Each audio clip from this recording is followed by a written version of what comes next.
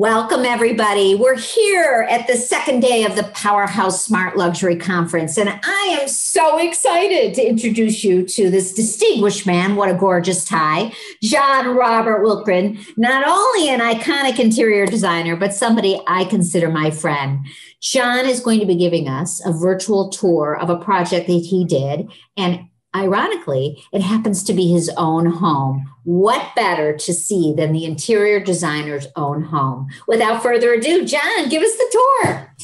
Wendy, thank you. And thank you all for joining us at this year's 5th Annual Luxury Conference, Wendy's first virtual one, and hopefully her last, right? It's no reflection on Wendy, but rather this damn virus, which continues to wreak havoc around the world. For those of you who attended last year's conference, shortly after I spoke, I came down with COVID and was hospitalized for 15 days. When I went home, an oxygen tank became my new best friend. It took several months for me to be able to walk without struggling for air and ultimately return to the swimming pool, my favorite form of exercise. And now this year's conference. You all have no idea how happy I am to be able to be here with all of you. John, we are so blessed to have you here with us. Wendy, thank you. Even though I retired several years ago, I had the uncontrollable urge to prove to myself that I could still produce the results worthy of an international award-winning designer. So what did I do? I made my husband totally crazy and sold our home, which was spectacular, even if I do say so myself. Here, let me show you some photos of our former residence. This was our hall of mirrors, inspired by many trips to Versailles. I had silver leaf frame mirrors made with holes in the exact spot to align with junction boxes that supplied power to the sconces. The doors in our home had a 3-panel detail with custom dyed and embossed leather set within each panel. It was a gracious and dramatic gallery that required a lot of Lindex and paper towels, which, as I tell everyone, you have to sacrifice for beauty. This was our living room. The Bruno Sergo painting is 17.5 feet wide by 6 feet tall. When we sold this home, the buyers also bought the painting, which was great for us because our new place did not have a wall long enough to hang it on. I want you to pay attention to these images because a lot of the furniture and furnishings were recycled in our new place. I am not a cook. In fact, I wanted this space to be our dressing room, but no. Steven said we had to have a kitchen, and he got one. Originally, this was the 3rd bedroom in our apartment. The kitchen was living in the living room that I just showed you. The wall of floor-to-ceiling cabinets depicted in this photo are wrapped in the same custom dyed and embossed leather that we used on all the interior doors. The lucite breakfast table from Interior Crafts is bar height and accommodates 2 gluten bar stools. But as lovely as these spaces are, they were not the best. This was the best. Oh my God, I would die to have that terrace. Right? When this condo came on the market, I had been living in the building for 12 years in my Egyptian temple. Now, I'm not going to talk about this home, except to say that Playboy magazine used it for several photo shoots of naked Cleopatras. Well, that's not exactly true. One wore a beautiful gold necklace, and the other, well, she had the radio on.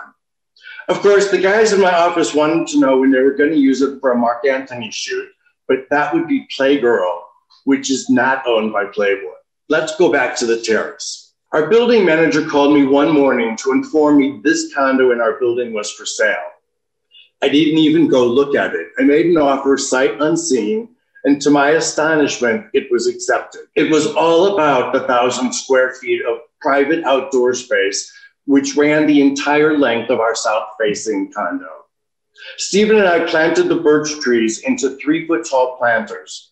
Thanks to the drip irrigation system and a lot of fertilizer, the trees grew like weeds. After 2 seasons, they were almost 20 feet tall.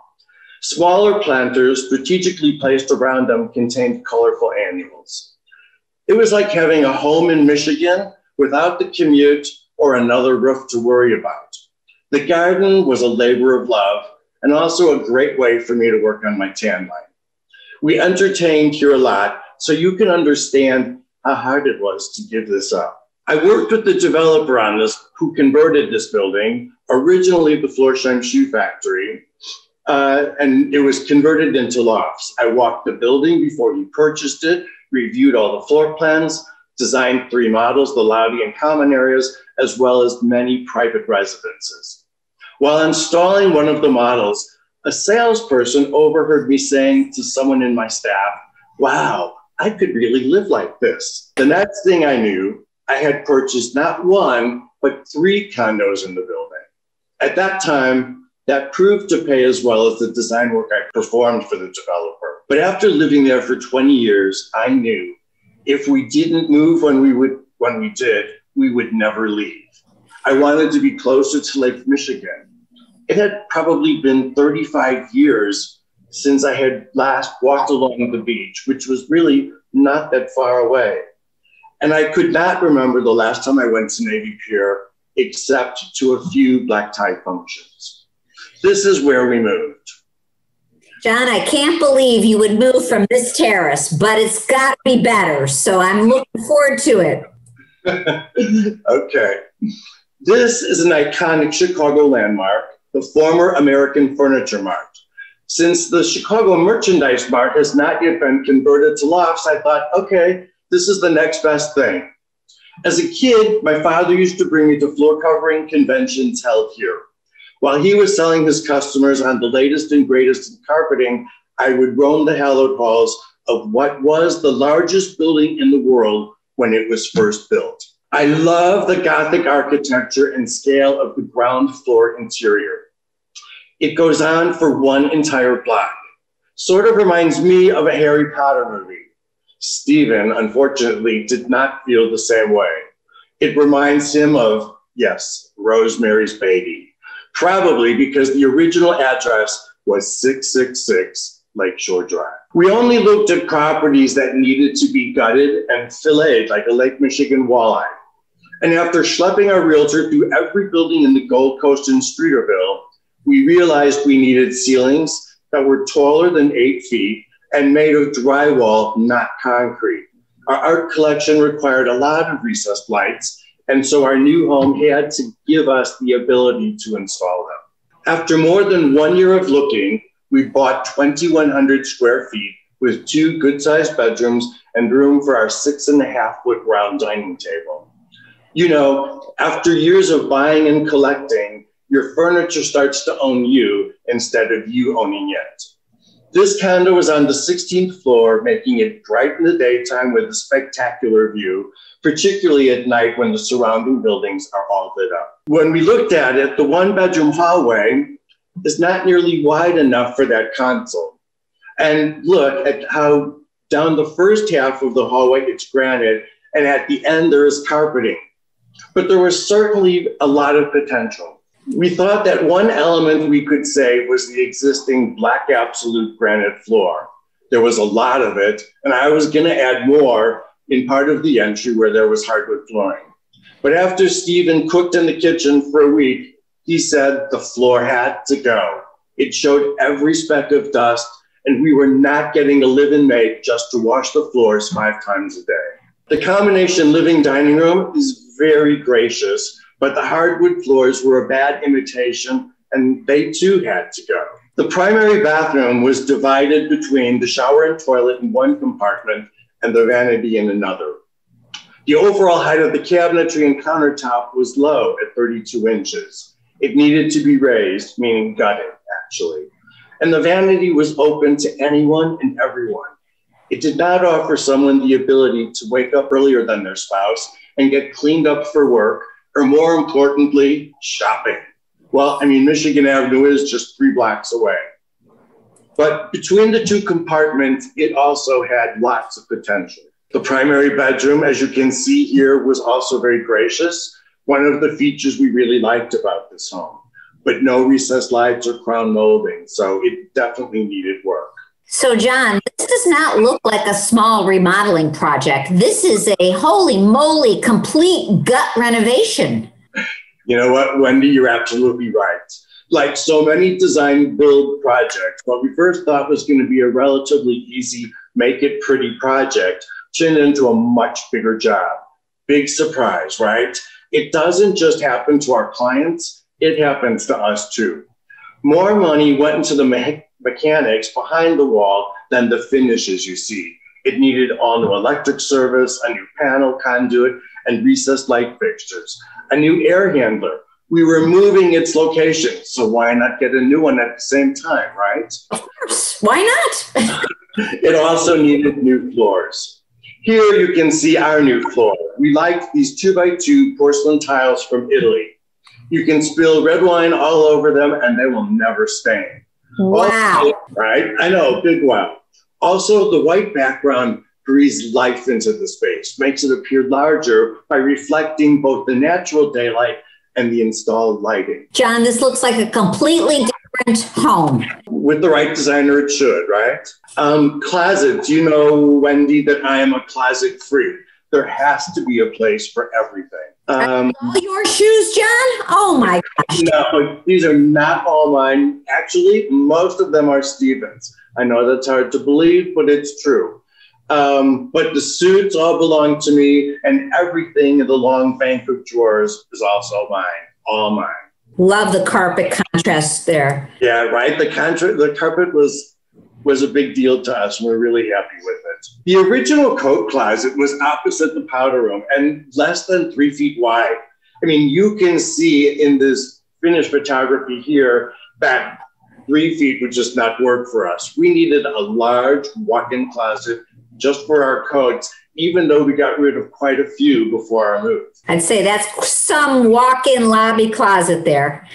Wow. Then, I mean, we also needed new copper plumbing lines from the vertical risers to the fixture locations in the vanities and showers, new shut-off valves, exhaust fans. In both bathrooms, we raised the ceilings 18 inches to make them feel twice as big. In the primary bathroom, I designed it with one sink instead of two.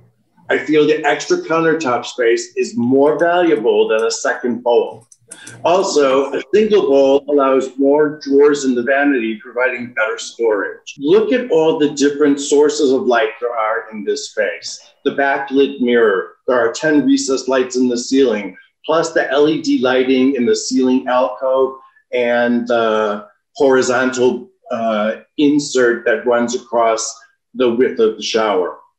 Good lighting everywhere is so important. This is like being at the finest resort you could ever be. Truly a lap of luxury, John. Thank you for saying that, because we certainly feel that way. In the guest bathroom, the center section of the vanity is a door. It's not 4 more drawers. There is a pull-out tray at the bottom of this cabinet and every base cabinet in our home. We're getting too old to get on our hands and knees to see what's at the back of the base cabinet. All 4 walls in this bathroom are clad in either travertine, which is iconic to this building, or the marble mosaic. One of the girls that worked for me for years convinced me of that, and I totally agree. Something totally unexpected. My stepfather comes over not to visit us, but just so he can use this powder room. I'm sure. It's crazy. It's gorgeous. Plus, we had to move some walls around to make the space more symmetrical. Some people may not have spent money on that detail, but subconsciously, it makes all the difference. A home feels more organized when walls and doors align. And of course, we needed a new kitchen. I'm going to let Stephen tell you about that. Good morning. How are you? We're fantastic. We're so happy to have you here. You're an integral part of this since you technically are the client. So tell us about the kitchen. Well, thank you very much. We're going to give you a little look into our kitchen. I mean, a little look as the WGN cameramen were busy. So this is all we have. So as some internationally award-winning designers feel that a kitchen is not a requirement, fortunately 99.99% of us do. So we did get a kitchen. You'll see that for me, the most important thing is minimalism. I don't like anything on the countertops. I think everything should have a place and be in its place. So our kitchen is very neat and clean. One of my favorite features in the home is our floor, the beautiful polished porcelain. And you can see we loved it so much, we decided to go right up the walls and include it as our backsplash. Cabinets were chosen colors, muted colors that go along with that backsplash and flooring. So you see the bottom in a nice lighter brown and then the top in a more polished lacquer finish.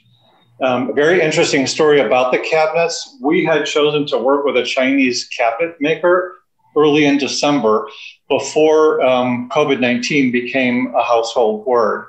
In fact, one of our design team members was stuck in Wuhan and could not return long before most of us knew where Wuhan was. At a time when people were not wanting to even invite family members into their homes, we had to make the decision, do we allow workmen, and especially workmen that have had contact from people that were at the epicenter of the infection. That being said, our kitchen turned out great, and we think they did a wonderful job for us. Wendy, as you can see, I like organization. So some of the cabinets have unique features that make it very nice. Corner cabinets are often very, very unuseful because you can't reach anything in them. So they had this very nice design where you could pull the cabinetry all the way out and slide it easily back in. So we made use of every bit of space in the kitchen that way.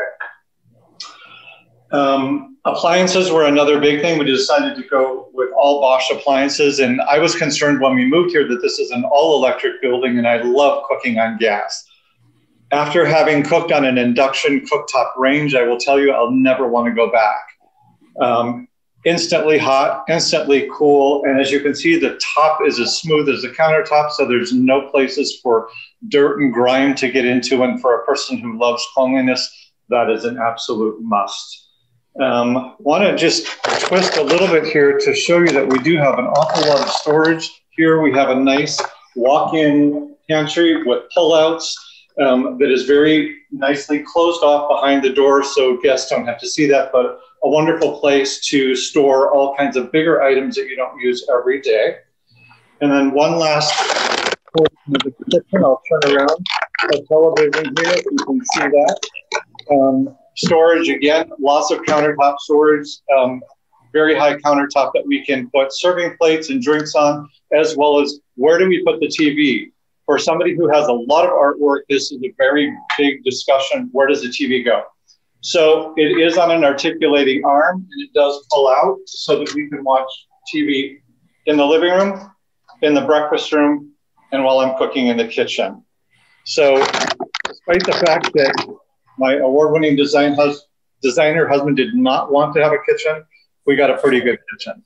You'll see this item up above is a chandelier that's in the cutout that was here, and that was cut down, and we brought it with us from our old home, so we were able to bring something old and put it in with everything new. Here, let me introduce Peter Yaksh, and he can tell you a little bit more about the great work that he and his team did here at 680 Lakeshore Drive. So what was the hardest part about this particular project, it being John and Stephen's own home? Well, I would say the hardest part was probably the whole flooring, because these tiles are really big and we have to run it through the whole place, almost the whole place.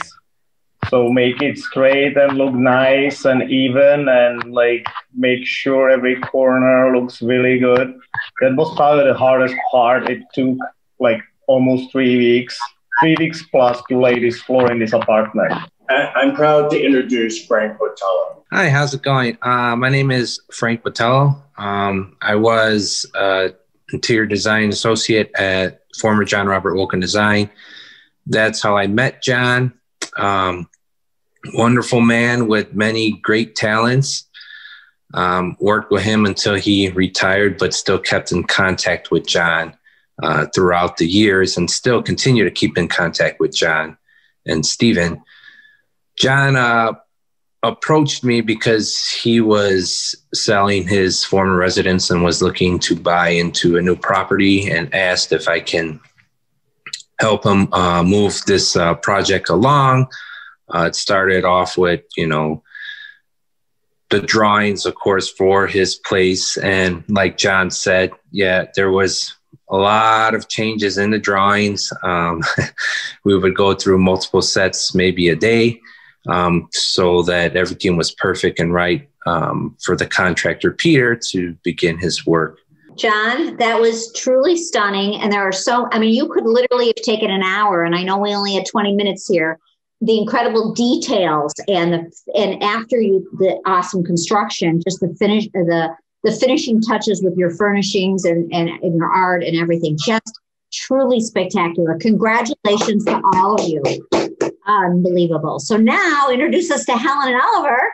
Okay, well, I'd like to say that we were anxious to call upon Helen Roth, who worked with the developers that converted 666 Lakeshore Drive back in the 80s. I'm going to let her and her partner, Oliver Levy, tell you a little bit more about themselves, the building, and our listing. Hello, well, thank you very much for having us on. I'm Oliver Levy. And I'm Helen Roth. And we are very excited to be involved in this beautiful, beautiful home and to get the opportunity to sell it for John and Stephen. We're sorry to see them leaving to go to Palm Springs. I've known John for a very long time, over many, many years, of many projects that I've been able to visit and from time to time have sold.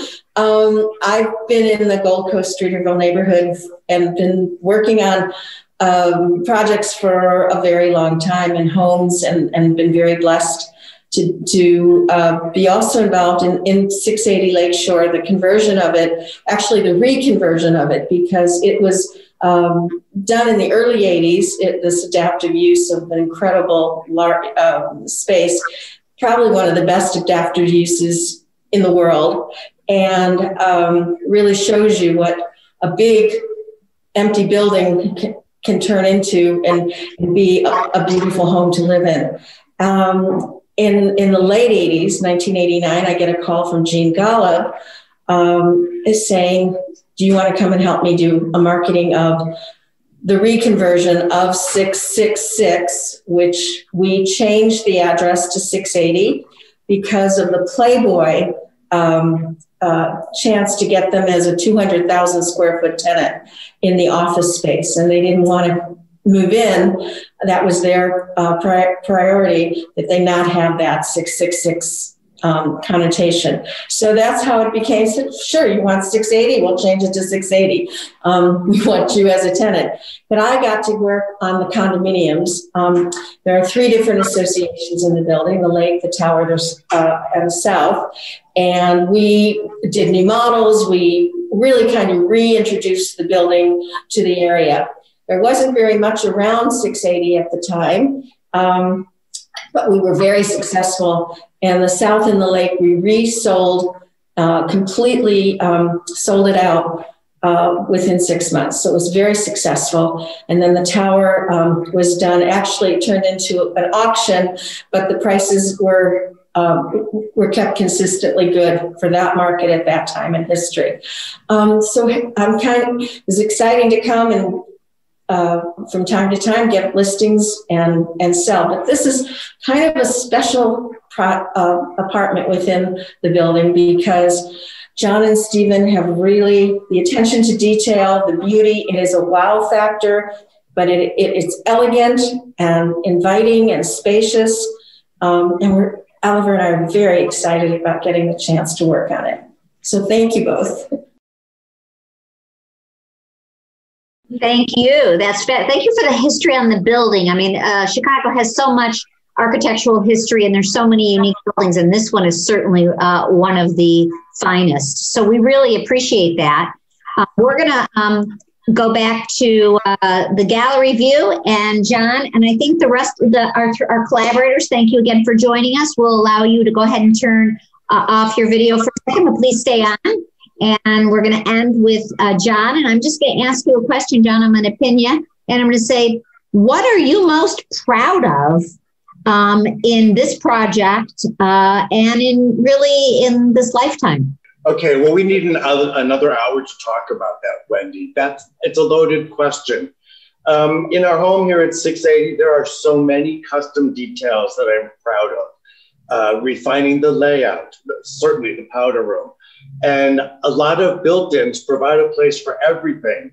They made the overall design function so it could also look dramatic yet inviting. However, I feel like the lighting is the most important and my greatest achievement. The combination of 85 recessed lights, backlit mirrors, under the cabinet lighting, concealed architectural lighting, and decorative fixtures provide proper illumination for daily tasks, as well as create a variety of different moods. For someone like myself who is legally blind, I need all the lights on with full brightness. But Stephen, he can see perfectly well and dims every fixture as he follows behind me in the rooms that we happen to hang out in. Amazing. You know what? You are truly such a special soul, and we are so blessed to have had this tour with you today. I cannot wait to see your Palm Springs home, because it never, the creativity has to flow from you. That's just who you are. So thank you again. And I wish you love, health, happiness, and look what you accomplished, an award-winning home, your own home during COVID. What a miracle, right? Thank you. We're looking forward to being your neighbor out there. Yeah, we're coming. We're going to be there. I can't wait for Stephen to make us. Well, I'll help Stephen in the kitchen. Thank you again. Love to you all. Thank you. Thank you. Blessing. Bye-bye.